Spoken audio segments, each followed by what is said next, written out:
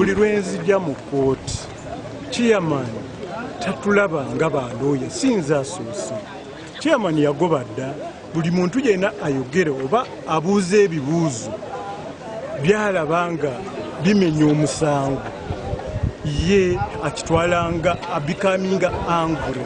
Kino kyetuvuddeko emirundi mingi ne tugamba kooti eno teri neutral. Kooti tetuuka kukozesa civilian. Eno kooti y'amagye. Buli lwoleeta civilian mu kooti y'amagye oba omutadde ku mateeka agatali gagge. Kati olw'okuba bo baamanyirira balooya ab'amagye be balagira nti ne bw'abuuza ekibuuzo ky'atayagala awulira nga yandimugobyewo. Nze omusango gwenzizeeko omusajja bwe gumusinga bamusalira gwa kufa.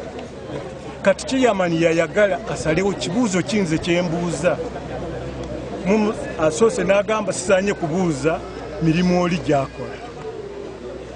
Naye ate emirimu gituyamba okumanya oba omuntu ono mutuufu oba yasomako koosi z'amagye oba teyasoma. Mwena mulabye nga omusajja addamu ebibuuzo tamanyi na mulimu gwa investigator. Talina na recording yonna, talina kafaananyi ke yakuba, tamanyi na wotero gye yamusanga, tamanyi na namba ya motoka, kati aze kuwa bujulizi. Kati chairman ye bw'alabanga ebyo ebibuuzo biraga nti tewali musango, omuntu bamupaatikako misango. Kati bwe tulaga ensi nti omuntu talina musango, chairman anyiiga. Mujjukire nti amagye ge gaakwata Kipoi, amagye ge gamuwozesa, ne looya baagala bamuwe waabwe. Kakati omuntu osuubira otya nti asobola okufuna justice? Kati looya bw'ajja abuuza ebibuuzo ebiraga oba waliwo omusango oba tewali, chairman awulira bubi nnyo. Kintu ekyo kibi nnyo, mu mateeka tekikkirizibwa, era ngenda kufayiringa.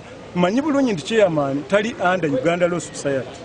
Naye olw'okuba awozesa abantu ate ffe balooya tujja mu kooti ye, tetulina walala we tusobola kwemulugunya okugjako mu Uganda Law Society.